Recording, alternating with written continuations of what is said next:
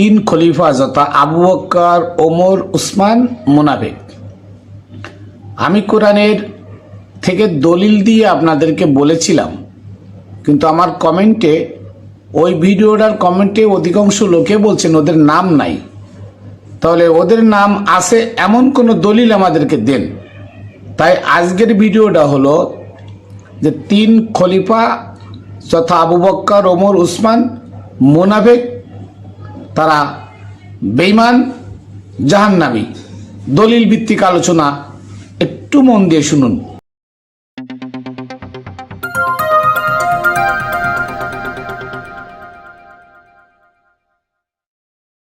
বিসমিল্লাহির রহমানির রহিম। আসসালাতু ওয়াসসালামু আলা সাইয়্যিদিল মুরসালিন ওয়া আলিহি ওয়া আসহাবিহি আজমাইন। প্রিয় তরিকার বন্ধুরা, দেশে দূরে হিন্দু, বৌদ্ধ, মুসলিম, খ্রিস্টান, ইহুদি, নাসারা এক কথায় আদম জাতি, মানব জাতি যারা যেখানে আছে সকলকে জানাই আমি Mainul Kabir, Khatune Jannat TV YouTube channel, Facebook page ও রামবেলের পক্ষ থেকে আপনাদেরকে শুভেচ্ছা ও অভিনন্দন। সর্বপ্রথম আমি আমার সালাম ও কদম বসি প্রেরণ করি পাক পাঞ্জাতনের পাক রওজায়।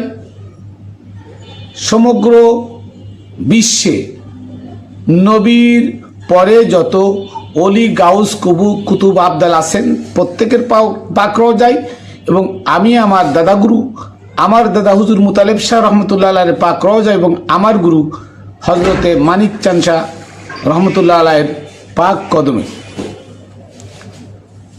প্রিয় বন্ধুরা, আপনারা জানেন যে এই সময়ে, এই যুগে 1450 বছর পরে এসে আপনাদের কাছে আমি কোরআন থেকে দলিল ভিত্তিক প্রতি সময় অবস্থানকাল পাত্র ভেদে আমি যে কথাগুলো আপনাদের সামনে তুলে ধরি, প্রতিটা কথা দলিল দিয়ে, যে দলিলগুলো কোরআনে আছে, আর আপনারা কেউ কোরআন থেকে এই দলিলগুলো সরাতে পারবেন না। বা এর অপব্যাখ্যা আমি করেছি এটাও বলতে পারবেন না, আপনারাও অপব্যাখ্যা করতে পারবেন না। হ্যাঁ, বাজারে যত তফসির আছে সে তফসিরগুলো যদি আপনারা আমার সঙ্গে ট্রায়াল করতে চান, তাহলে সে তফসিরগুলোতে ভুল লেখা আছে। সে তফসিরগুলোতে মসজিদ মানে নামাজ, একিন মানে মৃত্যু, এরপরে ইসাববিহি মানে নামাজ, বিহামদিহি মানে নামাজ, তারপরে তাসবিহ তাহলিল মানে নামাজ, মানে তাতে উল্টা পাল্টা যে শব্দের যে অর্থ, সে অর্থ না বলে উল্টা পাল্টা অর্থ আপনাদের সামনে পেশ করা আছে বা তুলে ধরা আছে। অতএব ওই তফসির পড়লে কখনো আপনি কোরআনের পরিপূর্ণতা পাবেন না, কখনো কোরআন বুঝবেনও না কি বলেছে। অথচ হাদিসে তারা স্পষ্ট বলেছে, কিন্তু কোরআনে আপনাদের কাছে স্পষ্ট বলে নাই। কেন? কোরআনের স্পষ্টতা যদি উঠে ধরে, তাহলে আপনাদের কাছে তাদের ধর্ম ব্যবসা ফাঁস হয়ে যাবে। আবু বকর, ওমর, উসমান যে এই বর্তমানে ইসলাম বানায় চালাচ্ছে, এই ইসলামটা সম্পূর্ণ ফাঁস হয়ে যাবে। তাই আসুন, আমি আগে তুলে ধরেছিলাম কোরআনের আয়াত, সূরা আল ইমরানের 153 নম্বর আয়াত। ওই আয়াতে কি বলা আছে আমি একটু পড়ি। ওয়াইজ তুসঈদুনা ওয়ালা তুলবুনা ওয়ালা তালবুনা আলা আহাদিন। এখানে বলা আছে ওয়াইজ তুসঈদুনা ওয়া ইজ তুসঈদুনা।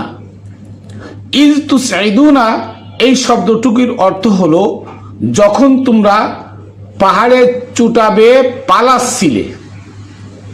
এখন এইখানে পাহাড়ের চুটাবে তারা কখন কোথায় পালাচ্ছিল, এই কথাটা আপনাদের সামনে তো তুলে ধরা লাগে। জানেন, সেটা হলো নবী যখন উহুদের ময়দানে যুদ্ধে নবীর মাথায় তলোয়ার দিয়ে আঘাত করা হয়েছিল, নবীর মাথার তাজ ভেঙে নবীর মাথার মধ্যে ওই তাজ, লোহার তাজ ঢুকে গেছিল। এইটা যখন আবু বকর ওমর উসমানরা দেখলো, তখন ওরা মনে করেছে যে আমরা পালাই, নালে আমাদেরকেও মারে ফেলবে। তাই আল্লাহ বলতেছেন, ইজ তুসঈদুনা ওয়ালা তালবুনা আহাদি আলা আহাদিন, স্মরণ করো এ আবু বকর ওমর উসমান, স্মরণ করো ওই দিনের কথা। কবে?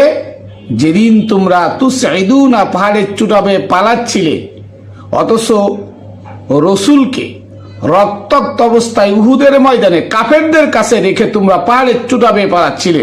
ওয়ালা তালবুনা আলা আহাদিন, তোমরা পিছনে কাহার দিকে তাকাচ্ছিলে না, তোমরা পিছনের দিকে তাকাচ্ছিলে না আমার নবীকে, তোমরা আমার রসুলকে রক্তাক্ত অবস্থায় উহুদের ময়দানে কাফেরদের কাছে ফেলে তোমরা পালাচ্ছিলে পাহাড়ে চুটাবে। তারপরে বলছে কি, ওর রসুলু ইয়াদউকুম ফি উখরাকুম, রসুল তোমাদের পিছন থেকে ডাকছিল, আবু বকর ওমর উসমান আমাকে ফেলে রেখে যেও না। তোমরা কি করছিলে? ফাসাবাকুম গম্মা বিগম্মিন, তোমরা আরো বেশি চিন্তিত হয়ে দৌড়াচ্ছিলে, তোমরা আরো বেশি চিন্তিত হয়ে দৌড়াচ্ছিলে। আর রাসূল তোমাদেরকে কেন ডেকেছে?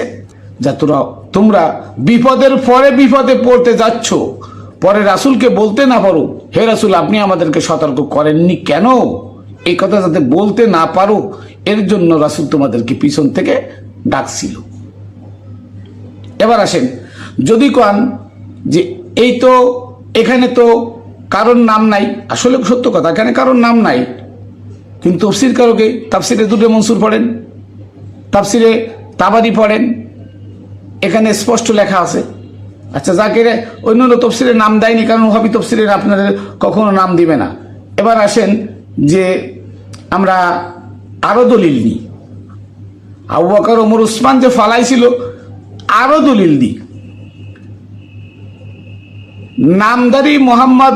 নামদারি মুসলমান আবু বকর ওমর ওসমান কি কইছে? দয়াল রসুল পাক সাল্লাল্লাহু আলাইহি সাল্লামকে উহুদের যুদ্ধে ইসলাম বিদ্বেষী অপশক্তির কাছে নিশ্চিত মৃত্যু ভেবে ফেলে রেখে পালিয়েছিল। এটা কার কথা? মুসনাদে আহমদ ইবনে হাম্বল। কথাটা কার? মুসনাদে আহমদ ইবনে হাম্বলের কথা। ফাজাইলে সাহাবা, অধ্যায় ফাজাইলে সাহাবা, হাদিস নাম্বার 259। মনে রাখবেন আপনারা যে মুসনাদে আহমদ ইবনে হাম্বল, ফাজাইলে সাহাবা অধ্যায়, হাদিস নাম্বার 259। তাহলে দলিল এক,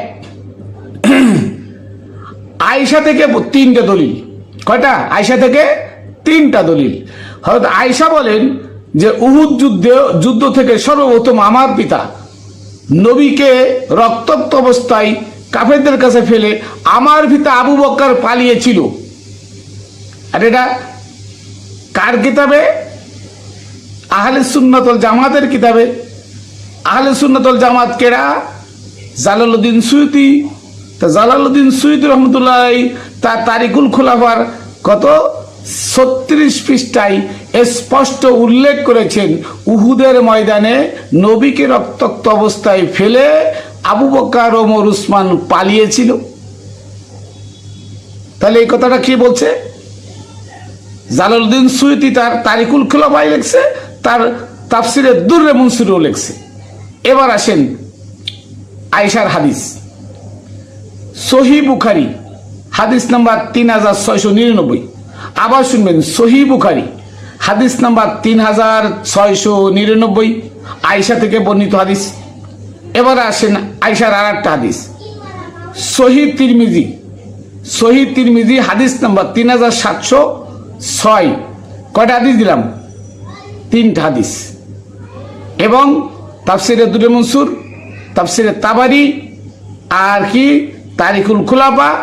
আরো 2টা কিতাবের নাম আমি বলি নাই, সে 2টা কিতাবের নাম হলো তারিকে তাবারির 4th খণ্ড এবং আল ইজালাতুল খুলাফা আন খুলাফাতিল খুলাফা 3য় খণ্ড। স্পষ্ট উল্লেখ আছে আবু বকর ওমর উসমান নবীকে উহুদের ময়দানে রক্তাক্ত অবস্থায় ফেলে রেখে পালিয়েছিল। আবার কেউ কেউ বলে যে 53 আগে 52 নম্বর আয়াতে আল্লাহ বলছেন আমি তোমাদেরকে ক্ষমা করে দিলাম, কিন্তু ক্ষমার পরে আবার লেখা আছে মোমেন। কারা মোমেন? যারা তাদেরকে, অতএব যারা মোমেন তাদেরকে, যারা দুনিয়া লোভী তাদেরকে নয়, যারা দুই দল হয়েছিল, একদল দুনিয়া লোভী আর একদল দুনিয়া ভোগী। যারা দুনিয়া ভোগী তারা আমার নবীর হুকুম অমান্য করে, তাদের যেখানে দাঁড়াতে বলেছিল আমার নবীর হুকুম অমান্য করে তারা গনিমতের মাল খুঁটতে গিয়ে এই পরাজয় বরণ করে, তখন তারা নবীকে রেখে ফেলাইছিল। এটা হচ্ছে আবু বকর ওমর উসমানের গ্রুপ।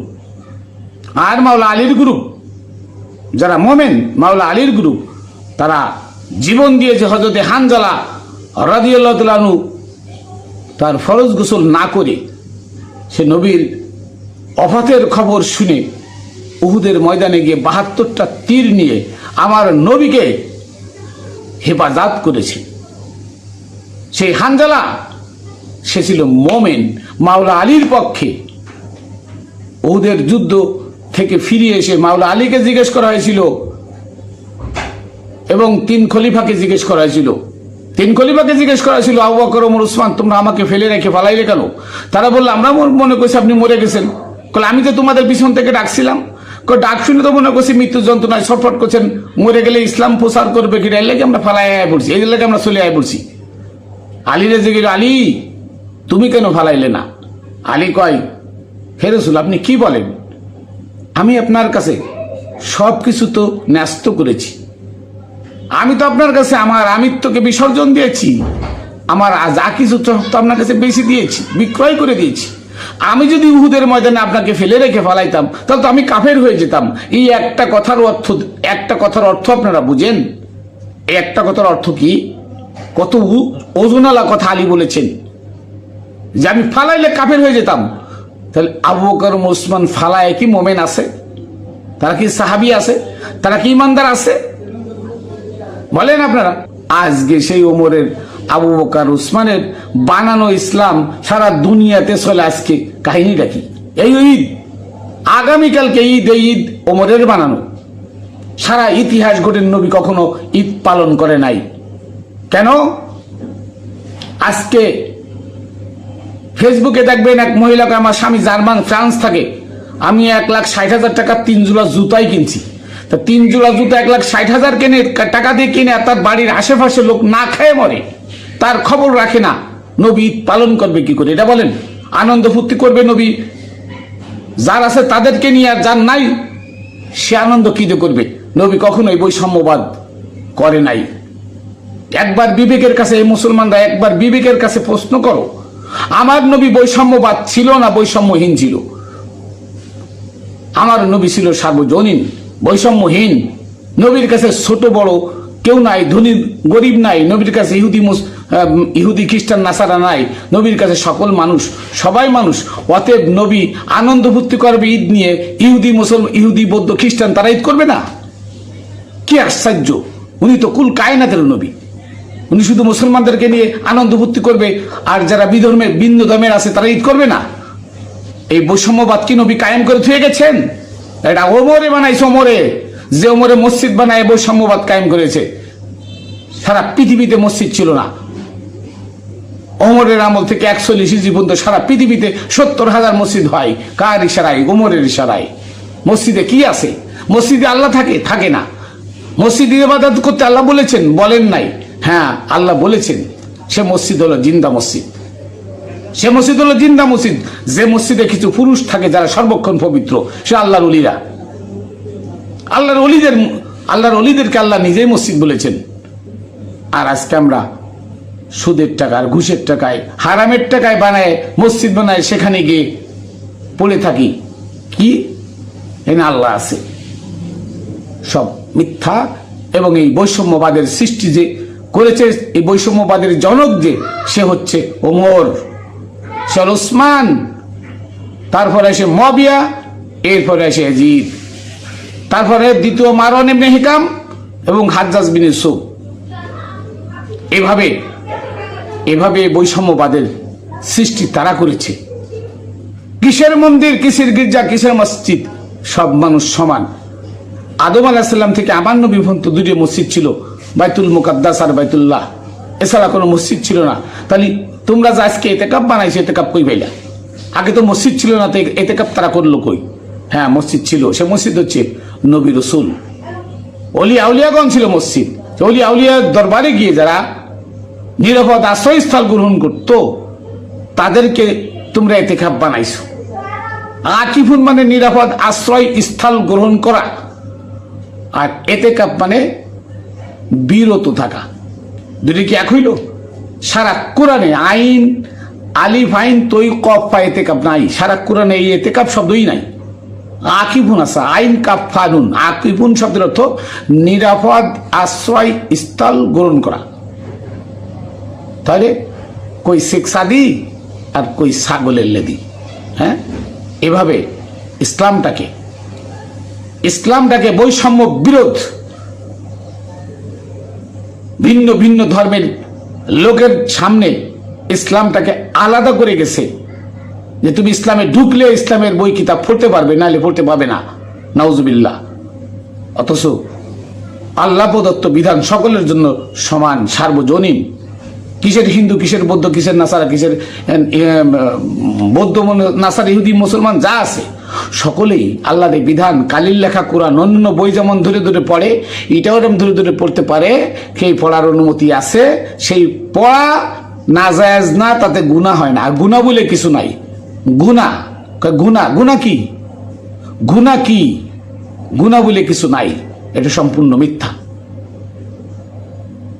সুফল আর কুফল, কুফল কি আর সুফল কি? সুফল হলো আল্লাহ প্রদত্ত পথে চলা, কুফল হলো আল্লাহ যেটা নিষেধ করছে সেটা না করা, সেটা করা। তা আমরা করতেছি না। এই যে মুসলমানরা প্রতিটা ঘরে ঘরে আজকে মসজিদ বানায় নামাজ পড়তেছেন, আল্লাহ করতে নিষেধ করেছেন, আপনি করতেছেন কিসের লাগি করতেছেন? মোল্লার কথাই করতেছেন, এজিদের কথাই করতেছেন। ওটা এজিদের বানানো ইবাদত গার, ওখানে মসজিদে যায় ইবাদত করলে আল্লাহ পাওয়া যায় না। মসজিদ খোঁজেন জ্যান্ত মসজিদ, যে মসজিদে ইবাদতের আগে আপনাকে দিয়ে দেয়। এরা মসজিদ খোঁজেন, সে মসজিদ আল্লাহর ওলিরা। কোরআনেই তো বলে দিছে কত জায়গায়, আপনি কি বলবো? 11টা আয়াত আছে কোরআনে, আল্লাহর ওলিদের কাছে আল্লাহ যাইতে বলছেন। আর কোরআনে একটা আয়াত নাই যে মসজিদে যাইতে বলছেন। কোরআনে একটা আয়াত নাই 5 ওয়াক্ত নামাজ আল্লাহ পঙ্খু রূপে দেখাই দিয়ে বলছে এইটা পড়ো, নাই। মানব রচিত বিধান সব নামাজের মধ্যে দিয়ে সূরা ফাতিহা আর সূরা আরেকটা সূরা সাগানো চলির মধ্যে অমুক তমুক। আমি মানবো? তা তো মানবো না। তা আপনার বাপের নাম আপনি বলবেন, চলির মধ্যে ডিফারেন্স দিয়ে কন্ত হইব। এই জন্য আপনারা আজকে সুপথে না গিয়ে কুপথে চলছেন। আপনাদের উচিত যে আল্লাহর প্রদত্ত বিধান সার্বজনীন, সকল মানুষের জন্য। এটা ইহুদি, নাসারা, বৌদ্ধ, খ্রিস্টান নাই, প্রত্যেকে বিধান নিতে পারবে, পড়তে পারবে। পড়ে সে যদি আয়ত্ত করতে পারে, এই গাইডলাইন ধরে যদি সে চলতে পারে, তাহলে সে সুপথ প্রাপ্ত হবে। আর যদি এই বিধান আপনারা ফতোয়া দিয়ে টাচ করতে না দেন, তাহলে সে কুফতগামী হবে। তার জন্য আপনারা দায়ী। আজকে মসজিদ যারা বানায়, মসজিদের মধ্যে 5 ওয়াক্ত নামাজ পড়তেছেন আর আল্লাহরে ডাকতেছেন, আর কোন এটা আমাদের মুসলমানদের জন্য সবগুলো জাহান্নামী। কারণ একটা, সেটা হলো আল্লাহর বিধান নাই মসজিদ বানানো। তাহলে 5 ওয়াক্ত নামাজ কই পাইলেন? 5 ওয়াক্ত নামাজের বিধান কোরআনে নাই। হাদিস দিয়ে কেন আপনি কোরআনের ব্যাখ্যা দিবেন? হাদিস 300 বছর পরে দুনিয়াতে আসছে, আর কোরআন আসছে 300 বছর আগে। হাদিসের বিধান দিয়ে যদি আপনারা নামাজের দেন, নামাজের ফয়সালা দেন, তা 300 বছরের মানুষ কি করে নামাজ পড়ছে? তারা কি নামাজ পড়ে নাই? যদি নামাজ থেকে থাকে তারা কি পড়তো না? কই, তারা তো পড়ে নাই। সেমন কোন ইতিহাস পাওয়া যায় না। কোন ইতিহাসে লেখা নেই আল্লাহ নবী 5 ওয়াক্ত নামাজ পড়ছে। অথচ আপনারা আদম আলাইহিস সালাম 300 বছর কাটছে সেটা জানেন। আবার কি করছেন? নবীর দুধ মাহালি মারে বানায় রাখছেন, সেটাও আপনাদের মন গড়া। কেন? মুসা বাচ্চা, মুসা সে 1 দিনের বাচ্চা, সে তার মা ছাড়া ফিরাউনের ঘরে যায় দুধ খাইল না। আর আমার নবীকে বানালেন যে সে কিছু বোঝে না, তারে 2 বছর হালিমার দুধ খাইলেন, ইহুদি হালিমার দুধ খাওয়াইলেন, অথচ সারা দুনিয়াতে একটা মানুষের দুধ মা খুঁজে পাওয়া যাবে না। আমার নবীরে আপনারা দুধ মা বানাইলেন, আপনার দুধ খাওয়াইলেন। এই হচ্ছে আপনাদের হীনমন্যতা। এটা আপনারা কোথায় নেমে গেছেন? এই নামাজ এটাকে একটা মানে খেলনা বানাইছেন আপনার, খেলনা। মোল্লা রেখে তার ভিতরে নামাজ পড়তে হবে, আবার মোল্লা টাকাও নাই, নামাজও পড়ায় টাকাও নাই। এগুলো সম্পূর্ণ এজিদি একটা সিলসিলা। কারবালার ময়দানেই নামাজ ছিল, কারবালার ময়দানে রোজা ছিল, কারবালার ময়দানে হজ জাকাত সবই ছিল, কিন্তু ছিল না তাদের ঈমান। আজও নামাজ রোজা হজ জাকাত সবই আছে, নাই এই সমস্ত মানুষের ঈমান। আল্লাহর নবীর প্রতি যে ঈমান, সেই ঈমানটা এদের নাই। যার জন্য আজকে আবু বকর ওমর উসমানের বানানো শরিয়াত, মসজিদ, মাদ্রাসা এগুলোতে মানুষ দান করে আর মানুষ এখানে যে ইবাদত করে, কিন্তু এটা কোরআনে বর্ণিত মসজিদ এবং বর্ণিত ইবাদত এটা না। এইগুলো আজকে আমাদের সবথেকে দুর্ভাগ্যের বিষয়। আমরা কোরআন পড়ি না, কথায় কথায় খালি হাদিস, কথায় কথায় খালি হাদিস। আরে হাদিস বানাইলো কিটা? কোরআনই কইতেছে কোরআন নবীর বাণী, তাহলে হাদিস বানাইলো কিটা? এটা আমাদের দুর্ভাগ্য। আমরা দুর্ভাগা জাতি। আমরা শ্রেষ্ঠ গ্রন্থ আল কোরআন পেয়ে সেটাকে গাইডলাইন হিসেবে মানি না। আমরা শ্রেষ্ঠ নবী পেয়ে সেই নবীর আদর্শকে নিজেদের মধ্যে নিতে পারি না। যারা বলে আমরা নবীর ওয়ারেস, তারাই তো লাঠি নিয়ে তাবলিগের মাঠে মারামারি করে মরে, তারাই তো লাঠি নিয়ে বাইতুল মুকাররমের মধ্যে মারামারি করে। এরা নবীর ওয়ারেস? নবী কি মারামারি করত? যাই হোক, সবকিছু মিলে অনেক কথা বলে ফেলছি।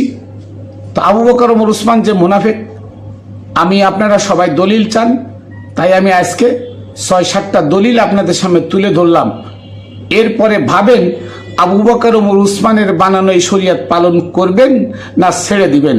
মোহাম্মদ ইসলামে আসতে হলে আপনাকে সুফিবাদে আসতে হবে, যেখানে কোরআনের বিচার আছে, যেখানে কোরআনকে গাইডলাইন হিসেবে মানার অনুমতি আছে, হুকুম আছে, যেখানে অরিজিনাল কোরআন পাওয়া যায়, যেখানে অরিজিনাল মসজিদ পাওয়া যায়, যেখানে সিজদা দিলে আল্লাহকে সিজদা দেওয়া হয়। এই লাইনে আসতে হলে আপনাকে আবু বকর ওমর উসমানের শরিয়ত বাদ দিতে হবে। যাই হোক, আমি আমার ভুল ত্রুটি ক্ষমা চেয়ে নিচ্ছি, অনেক সময় লেগে যায়। আমি আবু বকর ওমর উসমান যে মুনাফিক, তার 6-7টা দলিল আপনাদের সামনে দিলাম। আশা করি আপনারা বিবেচনা করবেন, আমাকে ক্ষমা করবেন। কথায় কথায় অনেক কথা বলে ফেলি। যাই হোক, আমি আমার কথা এখানে শেষ করছি। পাক পাঞ্জাতনের পাক দরবারে সালাম ও কদম বুঝি রেখে, আমার মুর্শিদ মানিক চাঁদ শাহ রহমতুল্লাহ আলাইহির পাক কদমে সালাম ভক্তি রেখে, সকল তরিকার বন্ধুদেরকে শুভেচ্ছা অভিনন্দন জানিয়ে এখানে শেষ করছি। জয় হোক, জয় হোক নবীর প্রেমিকদের।